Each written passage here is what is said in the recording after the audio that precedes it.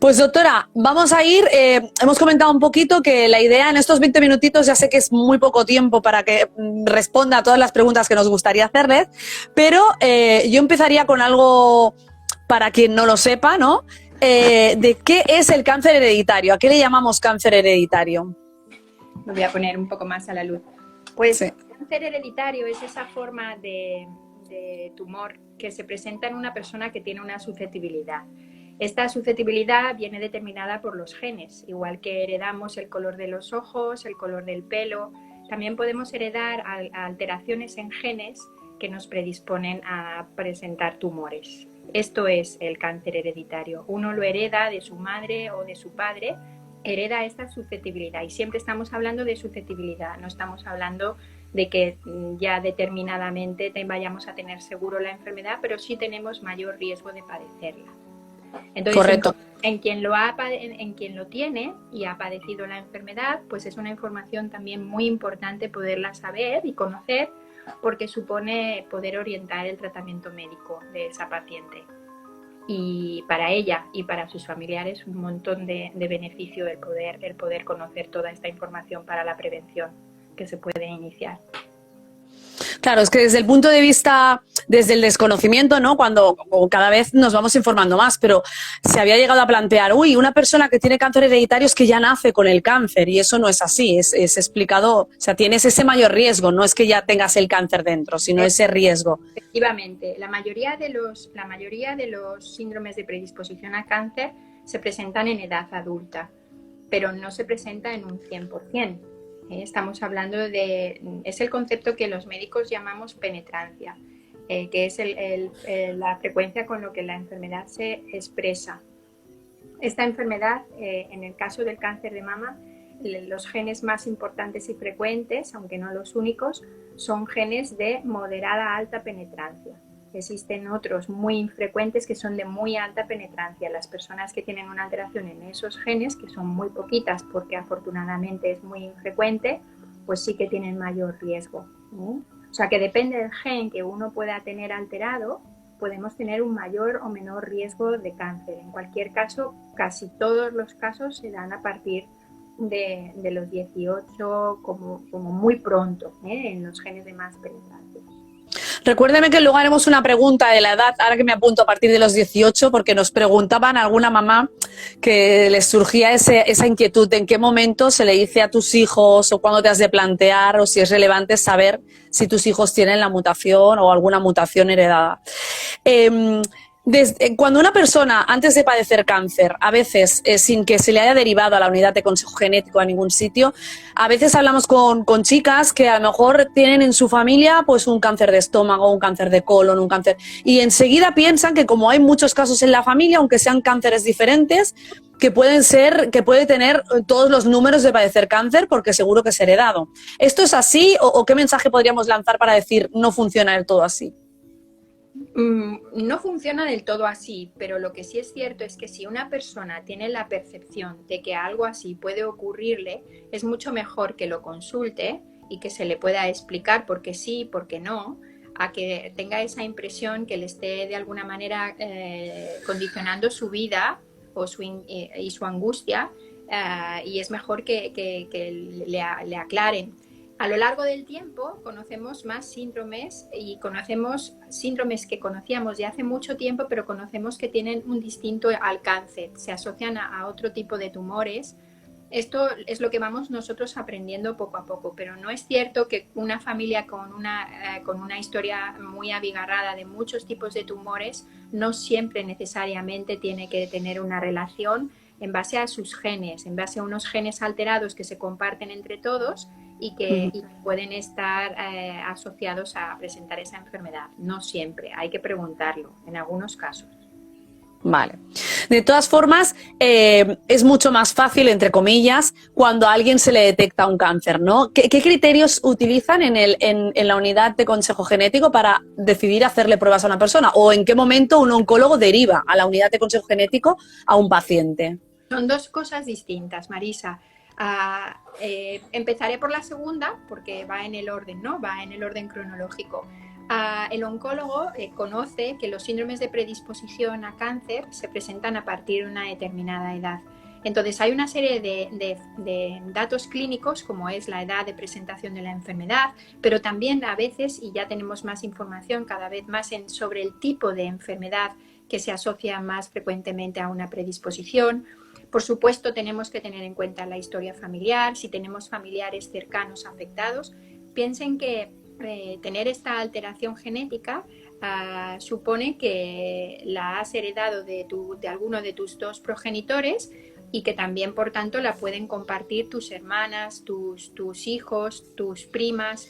Por eso nosotros nos referimos siempre a la historia familiar. Entonces, datos como la edad, como la historia familiar, como una historia especial, una historia de una paciente que se presenta con cáncer de mama y ovario, o una historia familiar muy abigarrada de que haya muchas personas afectadas, pero por un tipo de tumor especial, pues que se asocie en una familia, entre familiares próximos, mama, próstata, páncreas.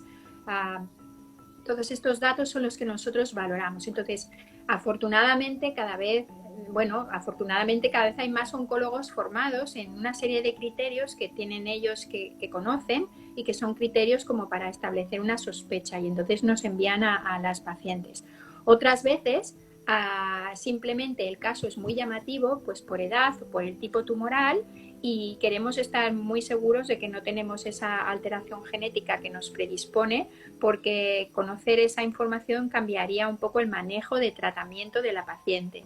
Entonces, a veces, independientemente de la historia familiar, simplemente porque es un caso muy especial, con un subtipo muy especial, como es el caso del cáncer de ovario epitelial de alto grado, pues ya solo por eso, y porque hay una serie de decisiones de tratamiento que hay que tomar, pues ya nos la envían a la consulta, ¿vale? O sea que hay una serie de criterios clínicos de sospecha, y luego nosotros, valorando el árbol detenidamente, una consulta muy extensa en donde se recoge la historia familiar y se valora todos estos puntos, pues nosotros decimos sí, pues esta paciente se acoge a los criterios que tenemos actualmente aceptados para estudio, o esta familia no parece ajustarse tanto, pero sí que es verdad que llama la atención la presencia del cáncer, y por tanto estemos todos avisados y estemos atentos a cómo esto se comporta, para eventualmente poder decir si seguimos sin hacer el estudio o en ese momento se plantea el estudio. Claro, esto lo hemos planteado en el supuesto de que una persona ha padecido la enfermedad y entonces en el oncólogo tiene todos estos criterios. ¿Qué ocurre cuando nosotros, una de las cositas que intentamos hacer es dar a conocer el cáncer hereditario, ¿no? Es decir, es un porcentaje pequeño, pero existe. ¿Qué ocurre? Y nos hemos encontrado con personas a veces que dicen, ostras, pues yo perdí a mi madre en tal tiempo. ¿A dónde tiene que dirigirse esa persona para poder, porque a lo mejor en ese momento esa persona está sana o no ha desarrollado la enfermedad? ¿A dónde tiene que dirigirse cuál sería su proceder para poder llegar hasta la unidad de consejo genético? Porque depende en qué zonas viven, algunas se sienten un poco que dices que estoy perdida, ¿no? No sé a dónde ir o qué tengo que hacer. Dependiendo de la zona puede estar organizado de diferente manera, Marisa, pero en principio yo creo que esto se debe amparar, lo debe comentar con su médico de cabecera. Vale. Dependiendo del tipo de tumor, pues a lo mejor con el especialista que tiene más próximo, pues es digestólogo o ginecólogo, ¿de acuerdo? Pero a partir de cualquiera de estos profesionales yo creo que le tenderán una mano y le orientarán de cómo, o si puede hacer la consulta, que yo creo que hay que luchar porque esto pueda ser real y posible para todas, y cómo la tiene que hacer. Correcto. Sí, la intención es, de hecho, cada vez vamos viendo la importancia que tiene la unidad del consejo genético, ¿no? Aprovechando que estamos para ver un poco la evolución de cómo surgió, ¿no?, inicialmente la unidad de consejo genético, que era muy nuevo, y hablamos también, si le parece, de las mutaciones que todas conocemos mucho, que son BRCA1, BRCA2, pero que, como bien ha comentado antes, cada vez hay más, ¿no?, más mutaciones que se están estudiando. Bueno, las consultas de consejo genético ya se se iniciaron una vez se identificaron los genes de predisposición a cáncer de mama. Se empezó por los genes BRCA1 y BRCA2, aunque porque por su frecuencia son los genes más frecuentes. Y como tales, entre todas las familias que sospechamos una predisposición a cáncer de mama, pues estas familias con estas alteraciones en estos genes pues supone un cuarto, ¿de acuerdo? O sea que realmente son los más frecuentes y por eso todo el mundo habla de estos genes, pero no son los únicos. Existen en un 4 o 6% de casos encontramos alteraciones en otros genes. Genes que conocemos algo menos, genes que tenemos que tener un poco de paciencia, aunque siendo paciente entiendo que es complicado, tener paciencia es absolutamente lógico y humano. Pero que conocemos realmente menos. Nos falta tiempo de reunir información sobre algunos de estos nuevos genes, aunque todo va muy deprisa y tranquilas, que tenemos mucho que estudiar cada día. Pero sí, otros genes importantes, por ejemplo, es PALB2. PALB2 es un gen muy importante que se parece al BRCA2 en cuanto al tipo de tumor al que asocia y bueno, parece que puede ser tan importante como este posible gen BRCA2, pero otros genes que llamamos de moderada penetrancia, que antes he comentado el concepto penetrancia, se asocian a riesgos que son moderados, no son riesgos altos, pero y que no son los únicos responsables de que se presente el cáncer en la familia, pero juegan su papel. Entonces esos genes también los estamos estudiando a día de hoy de forma rutinaria y los estamos identificando y estamos conociendo un poco más cómo se puede comportar esa predisposición en esa familia. No sé si te he contestado, Marisa. Sí, que cada vez... También, doctora, queríamos preguntar ¿qué controles o qué es lo que debería hacer una persona, o sea, una vez que es conocedora, o primero para seguir un orden, qué posibles resultados hay cuando yo me someto a una prueba genética, ¿no? Que es un análisis, eso ya lo hemos hablado muchas veces, una analítica. ¿Qué posibles resultados hay cuando ya me he hecho el estudio? Pues mira, el resultado más frecuente es el negativo, ¿vale? Que no encontremos nada. Esto es el resultado más frecuente. Si la sospecha clínica es muy alta, es muy fundada, pues tenemos más y más posibilidades de que sea positivo. Pero lo más frecuente es que encontremos que sea negativo. Eso querrá decir que los genes que hemos analizado y que están incluidos en el estudio actual no presentan alteraciones que de forma inequívoca suponen un diagnóstico de una predisposición en la familia. Pero siempre dejamos abierta la posibilidad, porque somos conscientes de nuestras limitaciones, a que haya otros genes que no están incluidos en este estudio y que en el futuro podamos conocer y sean los responsables del riesgo de esa familia. Por lo tanto, aunque salga negativo y sea un alivio porque nos quitamos un gran peso de encima de descartar genes muy importantes que suponen mucho riesgo, nosotros nos insistiremos en la valoración de riesgo dependiendo de la historia familiar, porque estaremos también a través de la historia familiar considerando otros factores que a día de hoy no conocemos y no podemos estudiar bien, ¿de acuerdo? Entonces, un primer resultado negativo, que es, como digo, el más frecuente, y que decimos negativo no informativo, porque realmente según qué familia no podemos estar tranquilos de que realmente se puede descartar al 100% una predisposición. Otro resultado es el positivo. El positivo supone un diagnóstico, supone conocer que en esa familia existe una predisposición. A partir de esa persona se estudiarán otras personas que también pueden haber heredado o no la alteración y podremos determinar exactamente si tienen esa alteración y por tanto los riesgos que asocian o lo pueden descartar, ¿vale? Este es el resultado más duro, pero es verdad que por otro lado es un resultado que nos da más conocimiento y más firmeza para actuar en prevención. Correcto. El resultado negativo no siempre tiene la fuerza y la solidez de cara a la prevención.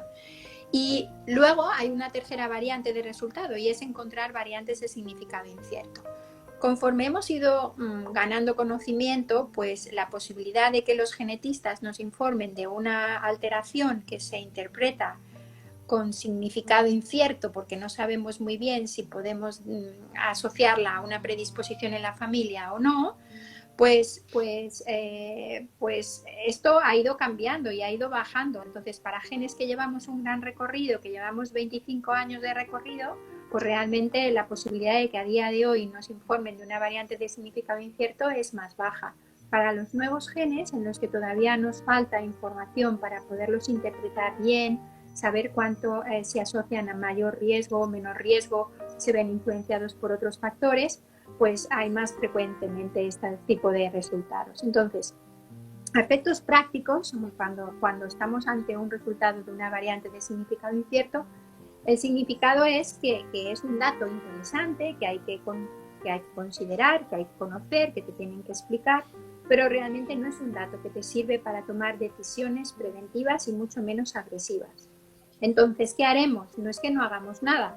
Haremos una recomendación de prevención en base a la historia familiar, ¿de acuerdo? Pero no sería correcto que asumiéramos que esa alteración que los genetistas nos están diciendo que no entienden muy bien qué puede significar, no sería adecuado ni sería correcto que la asumiéramos como una mutación, como una alteración realmente de peso que asocia a una predisposición, que sería la que nos llevaría a prevención agresiva.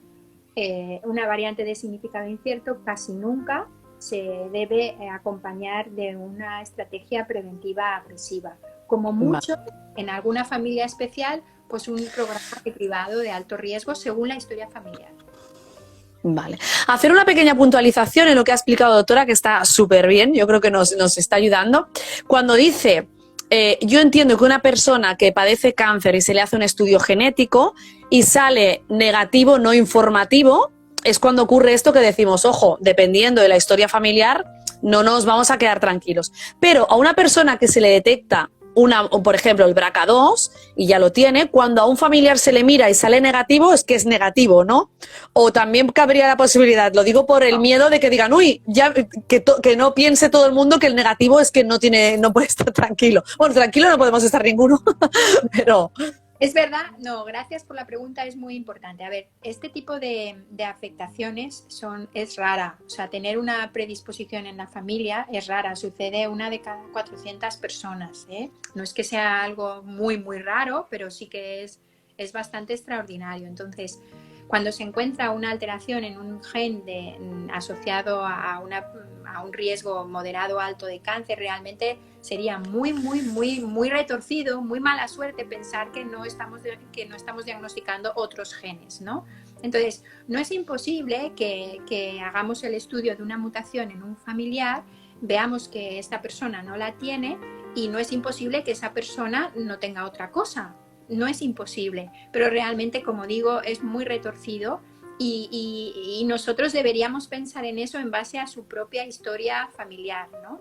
A priori, una persona con una mutación en BRCA2 en una hermana que le hacen el estudio y no tiene esa alteración genética, a priori, por los estudios que tenemos, aunque el estudio suyo sea limitado a la mutación y no un estudio genético completo, tiene el mismo riesgo que la población general de presentar cáncer de mama y ovario, el mismo riesgo, no tiene más. Durante unos años hemos pensado al revés, que podía tener un riesgo que no era igual al de la población general, pero en los últimos trabajos que se han realizado no nos permiten poder afirmar esto. O sea que la recomendación de control de esa persona que no tiene la mutación es una recomendación de control la misma que la de una mujer de la población general.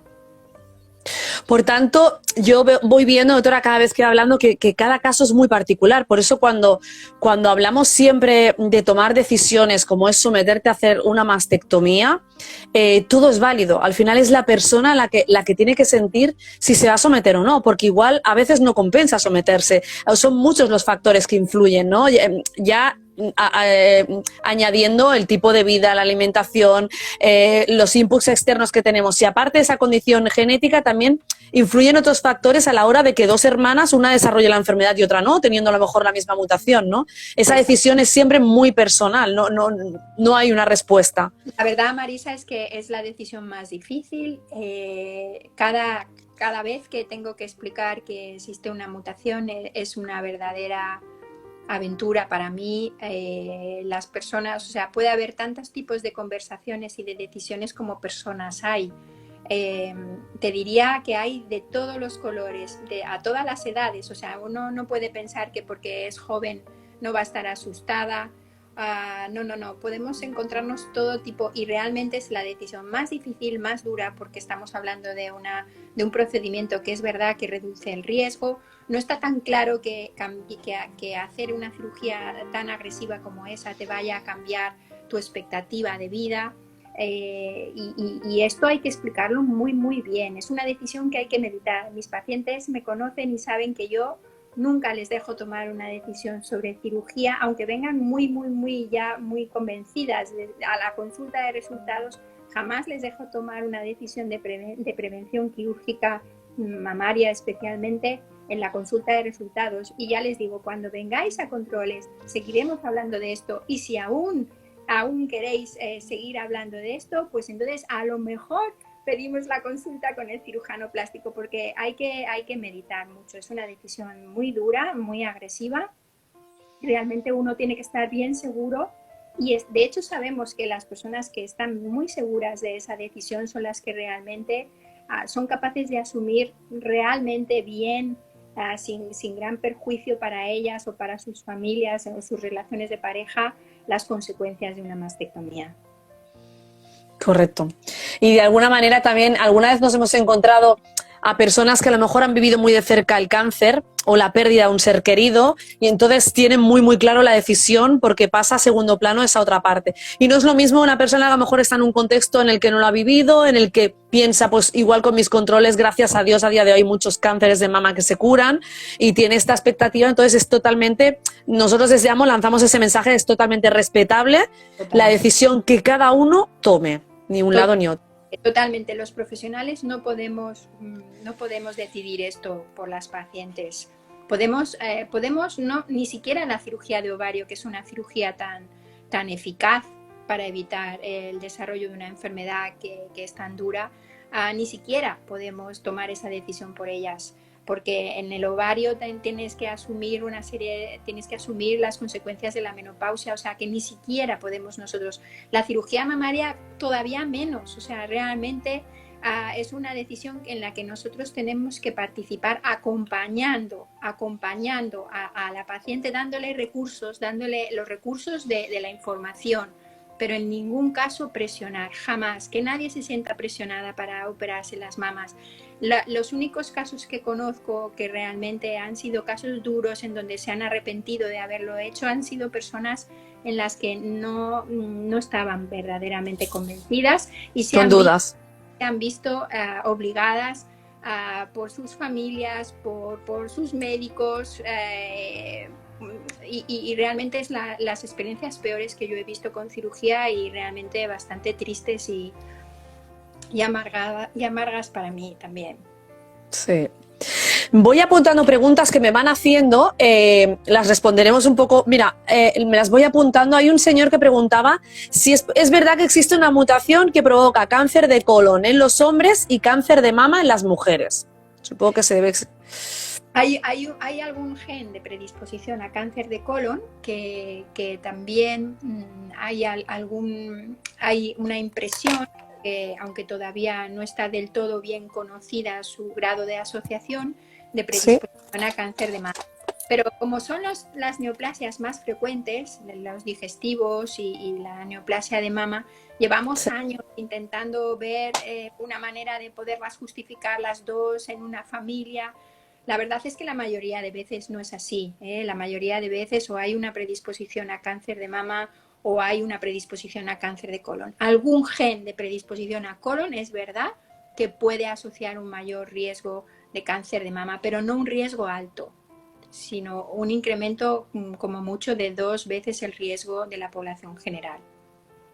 Digamos entonces, doctora, también que es bastante difícil predecir ya con una exactitud qué porcentajes hay de padecer un cáncer de tal y cual, tengas una mutación u otra, porque como vemos son muchos los factores que influyen. Al final es mirar el contexto de la familia, esa persona en concreto y ahí aproximadamente valorar en un equipo médico la decisión, ¿no? Esto es, Marisa, conocemos cada vez más cosas, conocemos cada vez más factores.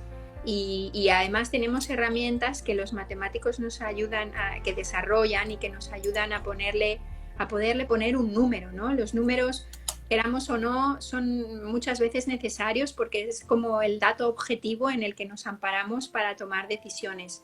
Tenemos mucha información y cada día más y tendremos más y tener toda la esperanza de que esto va muy deprisa, que ganamos mucho conocimiento de día a día y que cada vez podremos afinar un poco mejor, o por lo menos eso es el objetivo nuestro, de poder tener un poquito más información de saber quién está a más riesgo y por tanto tiene que tomar decisiones o seguimiento más intensivo y quién no. O sea, ahora mismo estamos en un momento apasionante en donde a partir del estudio de variantes genéticas que normalmente no aportarían mucho, en un contexto determinado de predisposición hereditaria, un conjunto de ellas pueden a lo mejor hacer que una persona con una mutación en CHEK2, que estamos diciendo que es un gen que no imprime un riesgo alto, pues a lo mejor con ese conjunto de variantes que se pueden además estudiar, pues nos diga, pues nos podamos saber que esa persona tiene mayor riesgo del que nosotros habíamos estimado solamente por descubrir ese gen CHEK2 alterado. O sea que lo que estoy contando no es práctica clínica, quiero dejarlo muy claro, no quiero que entendáis o desconfiéis de las personas que os llevan, que os siguen. Estamos hablando de investigación, pero estamos hablando de una investigación ya muy próxima a que podamos aplicarla a la práctica clínica. O sea que es lo que os cuento porque es la novedad, es lo más interesante en este momento en nuestro campo, que podremos conocer factores genéticos añadidos, aparte del gen que hemos demostrado en la familia, y que podrán ayudarnos a afinar un poco más en el riesgo de esa persona. Prácticamente un traje a medida de esa persona, o sea... Poco a poco.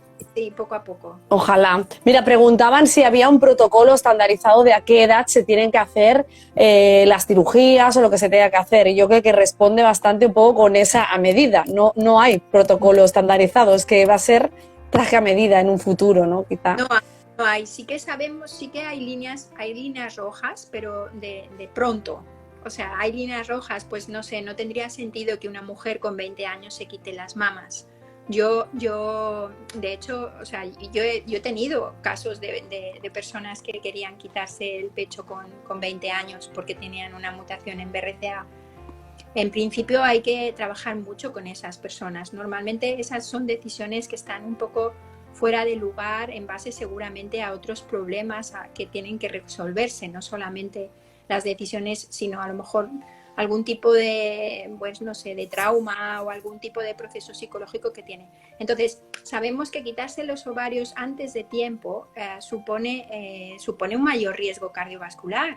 Entonces, realmente yo te diría que no hay límite por arriba, aunque el límite por arriba también lo marca el sentido común, y esto tenemos que explicárselo bien a las pacientes, ¿no? No es lo mismo lo que se beneficia a una persona de 40 años de una cirugía mamaria que lo que se beneficia a una señora de 65. Una señora de 65 pues seguramente no va a tener un gran impacto porque se quite las mamas, ¿no? Porque ya a los 65 años ya tiene un menor riesgo que la de 40, ¿no? Entonces, pues esto hay que aclararlo. Pero en fin, yo creo que no hay protocolos establecidos, pero sí hay unos mínimos que son los razonables y que se imponen para proteger a las pacientes de otros riesgos. Enlazando con esto también, con los riesgos, nos preguntaba también antes una chica, hay mucha angustia, ¿no? A la hora, sobre todo las que somos mamás y tenemos críos, de en qué momento tiene sentido hacerle una prueba genética a mi hijo para saber si tiene la mutación o no. ¿Se ha dado caso de algún cáncer infantil o que sea relevante saber si los hijos son portadores o no? En algún otro de los síndromes hereditarios se realizan estudios genéticos con 6 años, ¿vale? O sea, hay un síndrome que es la poliposis familiar, en donde se desarrollan muchos pólipos y por tanto hay un riesgo muy alto de cáncer de colon. Estos pólipos, el conocer si ese niño tiene o no la alteración es relevante a los 6 años, 11 años, y por eso se hace el estudio a esa edad. En cáncer de mama, pues en cáncer de mama la mayoría de los genes que no se conocen son genes que se presentan a partir de los 30, 35. Es verdad que en alguna ocasión especial tenemos casos por debajo de 30 años. Si eso es así, la persona que completa el asesoramiento de esa familia lo tiene en cuenta para tomar decisiones, para recomendar el control a partir de una determinada edad, y muchas veces también nos supone decir que esas personas con 20 años vengan a hacerles el estudio genético para definir si ellas van a tener que hacer seguimiento o no, porque ese seguimiento especial en esa familia va a empezar antes. Pero lo normal, es excepcional encontrar historia familiar de cáncer por debajo de los 30 años. Así que lo normal es decirle a las pacientes que vengan a conocer su condición de portadoras cuando a partir de ese momento el resultado va a cambiar su manejo preventivo. Entonces, habitualmente nosotros marcamos 10 años por debajo del diagnóstico más joven en la familia, o según hay quien de nosotros que marca los 25 años, ¿no? Entonces, si con 25 años tú eres portadora, vas a empezar unos controles de resonancia mamaria, y si no eres portadora, pues seguirás tus controles mamarios, ginecológicos, mamarios no, o sea, solo ginecológicos. Entonces, lo normal es que esperemos hasta los 25 años. ¿Qué pasa? Que hay personas que por lo que ha sido la experiencia traumática de cáncer en la familia, pues quieren saberlo antes, ¿no? Entonces, nosotros por ley debemos respetar como mínimo la mayoría de edad. Pero hay que entender que lo que a nosotros nos mueve en cuanto a la rentabilidad del estudio de verdad es la edad a la que el resultado va a cambiar el manejo médico. Entonces, si viene una persona con 20 años a hacerse un estudio genético, pues yo la visitaré y le diré que se piense bien si quiere en ese momento de su vida conocer una información tan importante y valiosa, porque aunque yo no me pueda negar a ofrecérsela, pues realmente pues puede marcarle y pueda perjudicarla. Y realmente si no va a hacer nada diferente por conocer esa información, pues casi que a lo mejor se puede esperar un poquito más, a lo mejor a estar en un momento donde tenga una vida personal estable, o donde no tenga dificultades económicas, o donde, y a lo mejor en ese momento, pues si tiene que asumir que es portadora, pues lo vaya a poder asumir un poquito con más soltura, ¿no? Entonces, a veces tienen las madres tirándole de las orejas a las hijas con 18, 19, 20 años, y esto es muy peligroso. Es muy peligroso. Yo entiendo que como madres, yo también soy madre, y realmente entiendo perfectamente que como madre, pues quiera uno aceptarlo, asumirlo o quitárselo de la cabeza si no es verdad, ¿no? Pero hay que pensar en tu hijo, hay que pensar en tu hija, hay que pensar cómo esa información va a impactarle en ese momento en su vida. Hay que pensar siempre en ellos antes que presionarles para hacer el estudio genético. Si no lo hemos hecho, nosotros cuando vienen a la consulta lo procuramos hacer igualmente, porque nos preocupa el principio de autonomía para decidir si uno quiere o no saber el resultado del estudio genético. Entonces, no es correcto que una madre lleve de la oreja a su hija a hacerse el estudio genético. Eso no es correcto. Tu hija es una adulta y como adulta va a recibir un asesoramiento, se le va a explicar las cosas y como adulta va a decidir si quiere hacerlo o no quiere hacerlo. Espero que no se me malinterpreten, no es que yo no quiera que se estudien los hijos, todo lo contrario, yo quiero que se estudie cuanta más gente mejor, pero lo que quiero es que entendamos que realmente hay mucha consecuencia de conocer esa información. Hay que estar preparado, hay que estar fuerte, no es nada banal. Si luego no eres portadora, pues fiesta, ¿no? Es un momento feliz, es un momento feliz que tengo el privilegio de poder compartir con tantas personas, y es un momento súper feliz. Pero muchas veces no toca dar esa noticia, ¿no? Y luego tienes que recomponer a esa persona para que salga de pie de la consulta, se enfrente con firmeza y con optimismo y con esperanza de que ella no va a tener por qué seguro sufrir ninguna enfermedad grave. La están felicitando, voy leyendo como puedo, pero la están felicitando por los consejos y están diciendo que muchísimas gracias por esos consejos, porque es verdad que es realmente difícil y la cabeza a veces manda más que la propia enfermedad o la propia posible enfermedad, ¿no? Y una persona puede estar destruida mentalmente, o sea, psicológicamente. Nos comentan también, doctora, si es posible tener más de una mutación a la vez, BRCA1 y BRCA2, o dos mutaciones distintas. ¿Se da el caso y es posible? Es posible, pero es muy infrecuente. Realmente yo tengo Yo, de toda la serie de San Pau, conozco una mujer que es portadora de BRCA1 y BRCA2. Creo que menos del 1% de las portadoras, es muy infrecuente. Sabemos que esas personas tienen mayor riesgo, lo que sabemos es eso. Entonces, BRCA1 y BRCA2 realmente es muy retorcido, hay que tener muy mala pata. Pero que cuando hacemos el estudio genético a veces encontramos un BRCA y encontramos alteraciones en otros genes, pues claro, como estamos haciendo paneles de genes, son de un montón de genes, cuantos más genes, más posibilidades. Pensen que hay veces que los estudios que se realizan en la práctica clínica son de 100 genes, entonces es fácil que se encuentren más de un gen alterado. Pero entonces lo que cuenta es el gen que asocia mayor riesgo. Entonces, pues yo creo que merece un asesoramiento completo y explicarlo bien.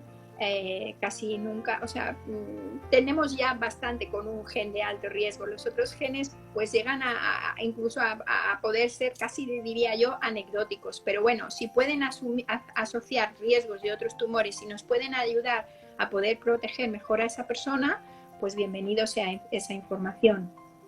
Y vamos a lanzar el mensaje de que hay gente que es portadora de una mutación y igual no desarrolla el cáncer nunca, aunque sea con menos probabilidad, pero también existe, por dar un rayo.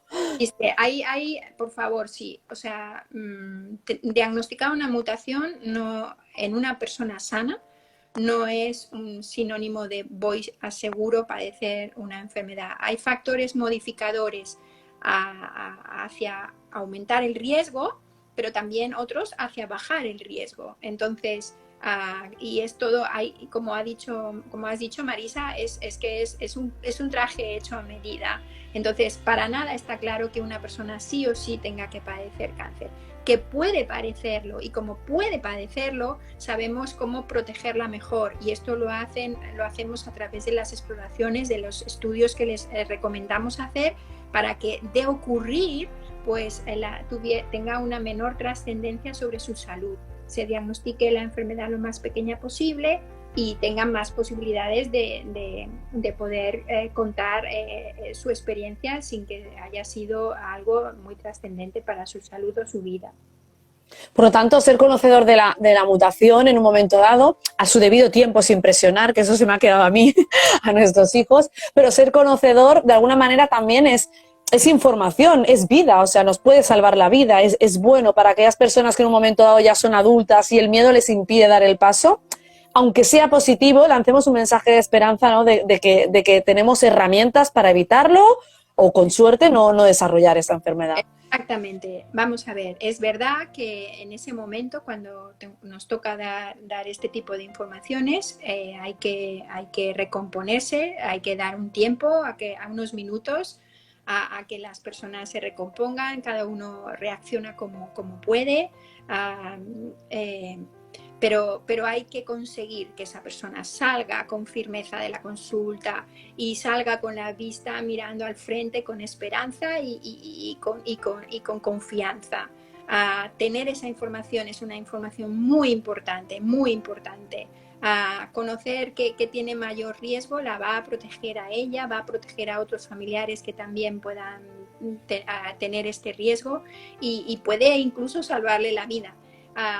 Así que creo que es de mucho valor conocer esta información, hay que quitarse el sombrero, pero realmente es tan importante y tan valiosa que lo que hay que hacer es poder llegar a transmitir esto de manera que la persona salga pues fastidiada porque no puede salir contenta, pero como mínimo con una hoja de ruta muy bien marcada, y poco a poco la pueda elaborar y trabajar y pueda aceptarlo y llevarlo divinamente, como muchas de vosotras ya lo hacéis. O sea, no es que sea posible, es que es absolutamente real que personas como tú y otras muchas mujeres lo hacen divinamente. Así que si ellas pueden... Gracias por los ánimos.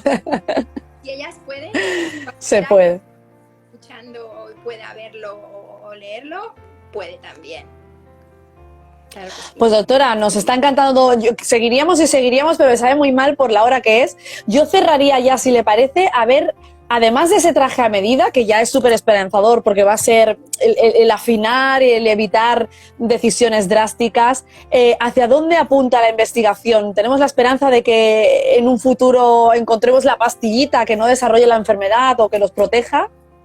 Yo creo que lo más cercano es ese traje a medida que vayamos a ir pudiendo completar y puede ayudarnos a hacer cosas duras a quien realmente le toca y a lo mejor a tranquilizar y a relajarnos con otras personas que tienen menos riesgo y por tanto no tienen que estar tan angustiadas. Eso está más cerca, Marisa, poco a poco, pero está más cerca.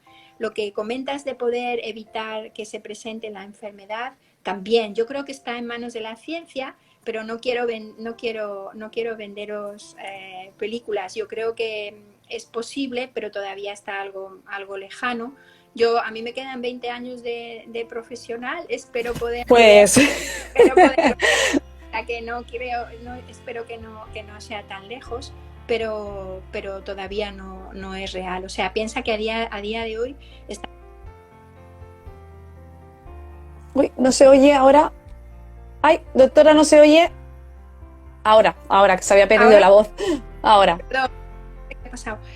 Os decía que en cuanto que ya es posible manipular ADN, yo creo que una predisposición que se basa en una alteración genética, pues tenemos que tener la esperanza de que el hombre, el ser humano, sea capaz de alterarla, de cambiarla o de mejorarla o de solucionarla. A veces la propia naturaleza la soluciona, ¿eh? Pero ya digo, esto no es real a día de hoy y no quiero engañaros. No nos engañas, pero nos va a dar la esperanza de que para eso existimos nosotros, para promover la investigación. Cuando decimos hoy, más que nunca, creo que ha quedado muy patente lo necesaria que es la investigación y seguir, cada uno en su parcelita hasta poder lograrlo. Que sin duda, más tarde o más pronto, yo creo que se logrará. Y más con profesionales como usted. Mucho ánimo, mucha esperanza y a leer mucho lo que podáis, a mover mucho, a reunir fondos, a hacer todo, o sea, a acción, lo que hay es que... Y nada, y nosotros con vosotros, siempre con vosotros. Estamos todos en el mismo barco, tenemos los mismos objetivos y contar con los profesionales, por favor, porque de verdad que nos gusta nuestro trabajo, pero nos gusta porque estáis ahí vosotras, si no, no sería tan interesante y tan bonito. Muchísimas gracias desde lo más profundo de nuestro corazón por estar aquí y por haberse entregado como se ha entregado. Nos vemos muy pronto. Por vosotras. Gracias, doctora. Adiós. Adiós.